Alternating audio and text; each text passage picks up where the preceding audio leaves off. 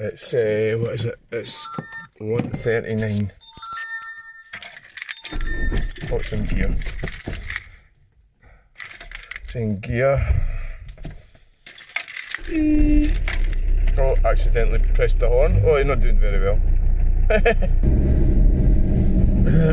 Hello, good morning, welcome to the channel.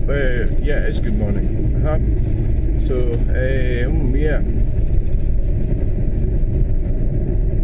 22. I'm fumbling around doing, you know that thing when you're sort of like doing things and you're going, did I do this, did I do that? And did I shut the door, did I do that? Fucking wandering around when I should be sleeping. I suppose it's normal for a person to be asleep at this time in the morning. Sunday morning. What date is it? I don't fucking know the date. Well, I know last Saturday was the 14th. This must be the 22nd. It's my daughter's birthday last week.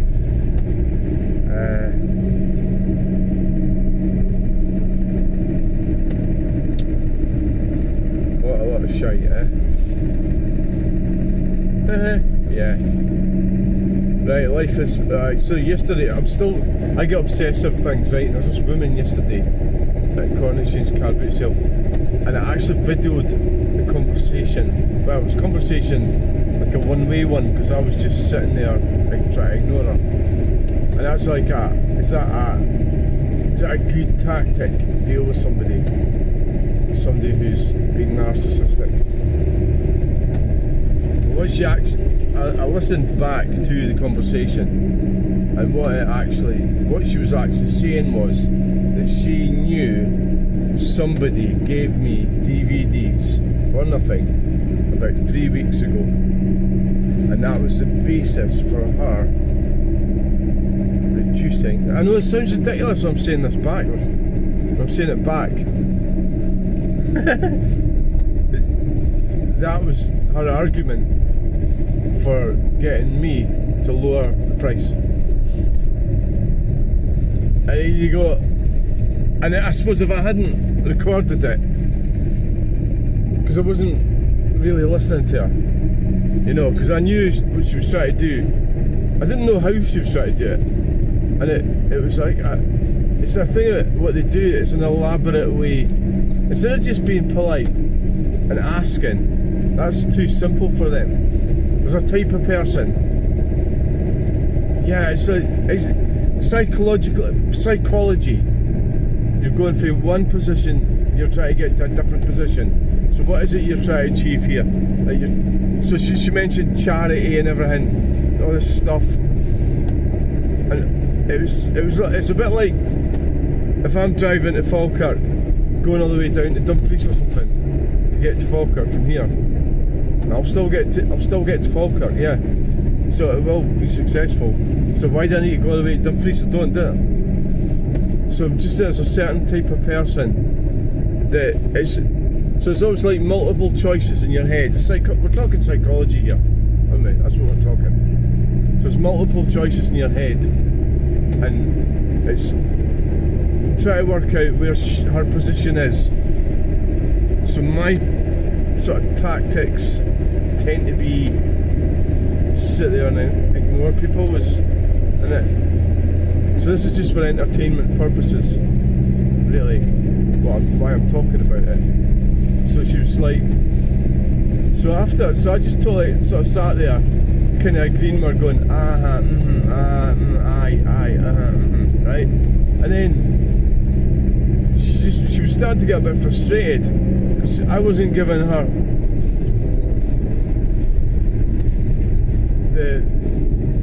she was requiring me to say things, and I wasn't saying the things that she wanted me to say. You know, so I was just sort of, and from her point of view, she's probably thinking I was being thick or something, but I wasn't being thick. I was just ignoring her because I knew what she was doing. And then, so she went away. I don't know if it's very helpful for any of you lot here who deal with people. I don't know. I don't think it is, but she went away and then came back again, and said, she sort of shouted over, would you take, can I get 3 for £1? 3-bit DVDs. I said, yeah. So that's what all that was about. So she eventually got the message. The message that I'm trying to put out to her was, you know, if you want, you tell me. I'm not doing it for you. Why am I doing it for you? You know, you do it yourself. But when you think back about it, it is quite, that's a type of entitlement, you know, and it's just sort of, it could be something more about her character, the transgression of boundaries, because that's like a boundary. So it's a situation between me and somebody else that she's sort of like interfering with or using in an argument. And she used charity as well. They do that quite a bit, just to switch off to that. I don't do charity, you know, like, if I do charity, I'll do it when I want to, not when I'm, you know, going to car boot sales and things. So it's kind of like it's like we've heard it a million times before. You know, if you want to do charity, fine, but I'm not engaging in charity, so fuck off, you know. And yeah, she annoyed me, yeah, over yesterday. So she's a case of trying to just like ignore them, yeah. So I was doing that sort of agreeing thing. Because remember, at the same time, we can't afford to like start shouting and arguing at people either. But I could have maybe just been more calm. I think that's the key. Is if you're gonna deal with somebody like that, you have to be calm. And all that was for nothing really. It was just to save herself. It's just about being reasonable and being a decent person, and she wasn't capable of doing that. And but the thing is, I've seen her before, so now I really dislike her now. So when I see her coming towards me, you know, I'm going to sort of like try and avoid her. I'm not going to be one to help her, and that's the thing. And then she'll say something like, "Oh, why won't they help me?" and everything. Well, it's because they don't fucking like you, because you don't know how to behave properly. So that's just a rant there for rabbiting on about behaviour. I think the video I did last night talking about Tony Parsons, I got there's a guy comments on them, quite intelligent answer. He's talking about, so basically what we're really talking about is the entitlement of cyclists. So I suppose really what we are talking about, and what I've been talking about with that lady, is false entitlement, falsely empowered, when they're not able to negotiate entitlement or a position that they want to be in a reasonable and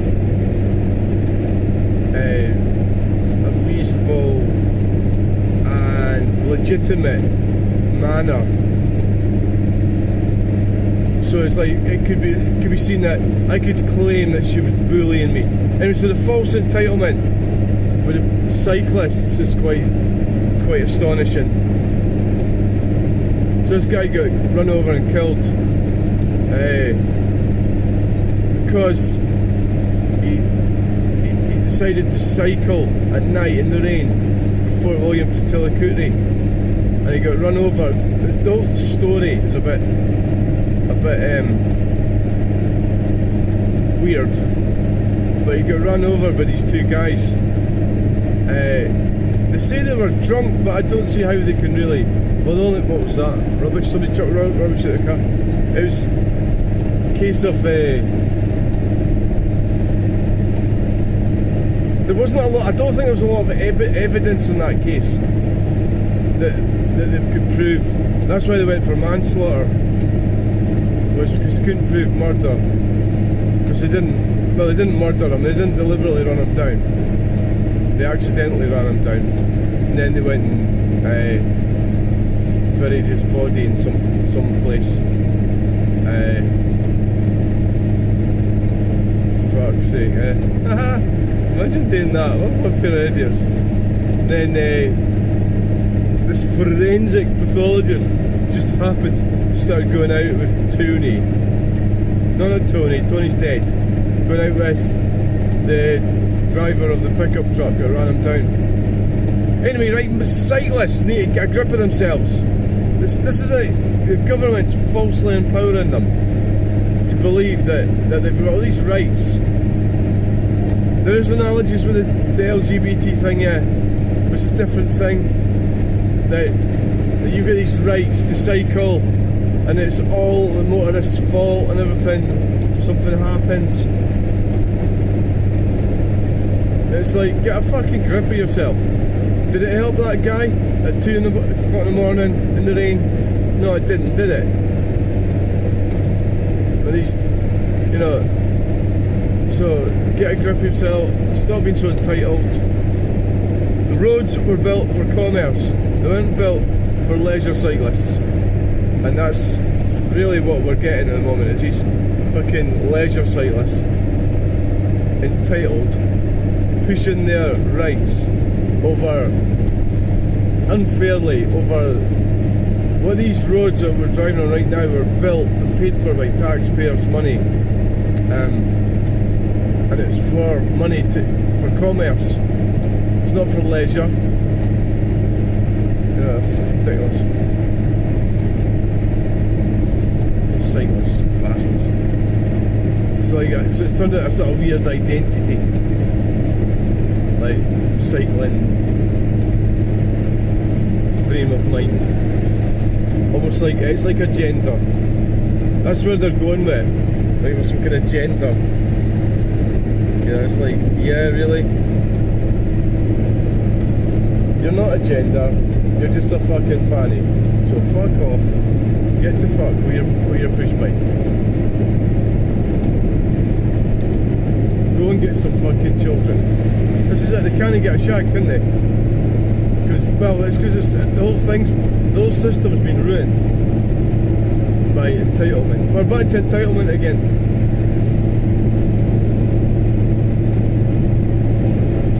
So I might meet some numpties today, more than likely, yeah. I mean, you can kind of tell right away. Very often it's not always, but it's mostly women are more likely to be entitled. And so you'll get one person will come up and you'll say, how much the DVDs will sell £1? They'll say fine, they'll buy 4 or 5 of them, give you the money. And the next one will come up. And then, but I suppose that's just the nature of what's happening. It's just like, I don't know why I keep going on about it. Just get fucking used to it. How many years have you been doing this? Yeah.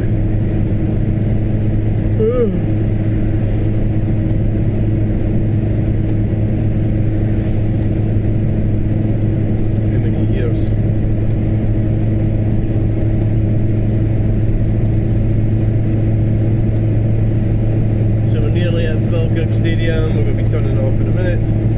Memento. It is 5 to 2.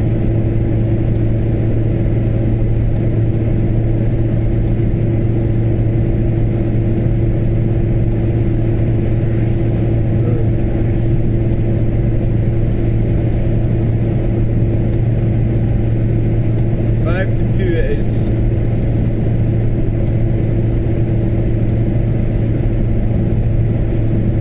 There's the Kelpies.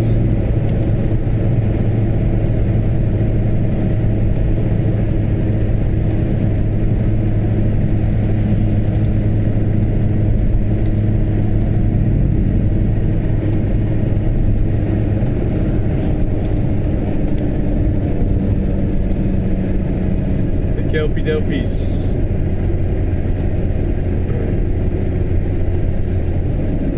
Right.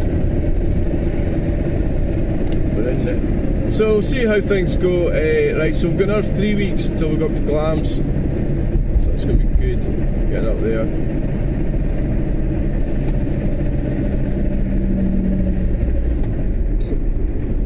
Another 3 weeks. Yeah. So that's going to be good.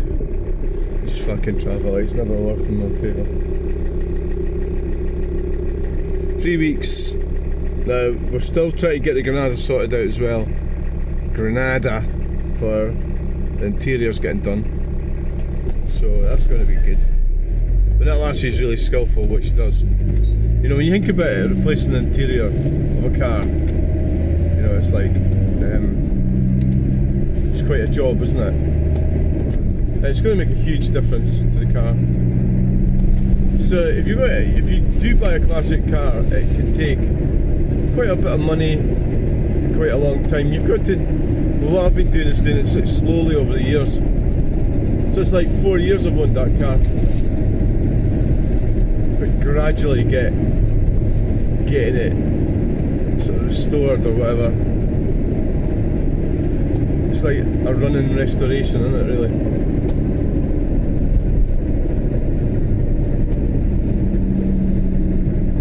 Yeah, which lane do you want to go in? This one? Oh, the lights should change by the time I stop. Look at that, right? Just pull up and they'll change. Change!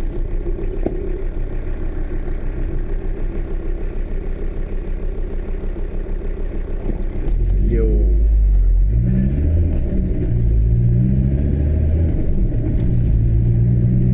Now which lane are we going to go in now? We need to go over, don't we? Over. So we need to be behind this car here. Yes.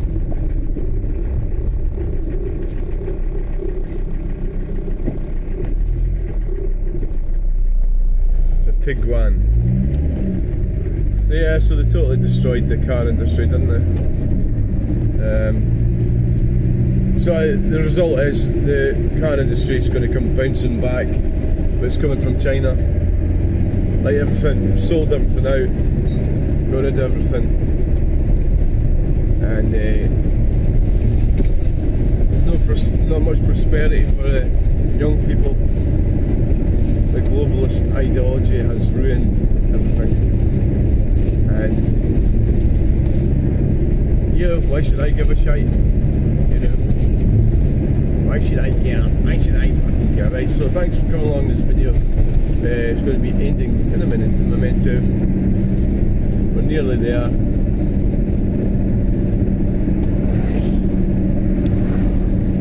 Indicate. Come off. I'm slightly later than normal. Normally Alan turns up at 2, so it's 1:59. So it could be, who cares? You know. It's quite ridiculous that you have to go somewhere such early, but it's handy because I've got the Volkswagen, got the bed in the back, so I can have a wee sleep. So they're sitting up there. That'll be probably the boy racers, girl racers.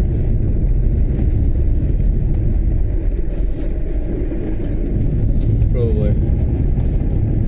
Yeah. Oh my god. Right.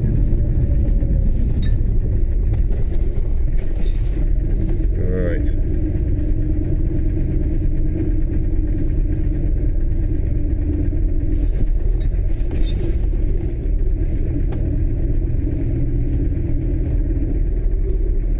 Right. Okay then. I see.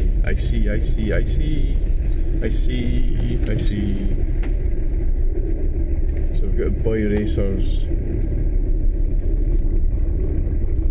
Well, that lady's just there already.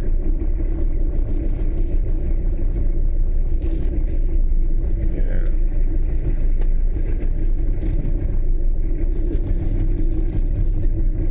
Alright. Yeah. Right, so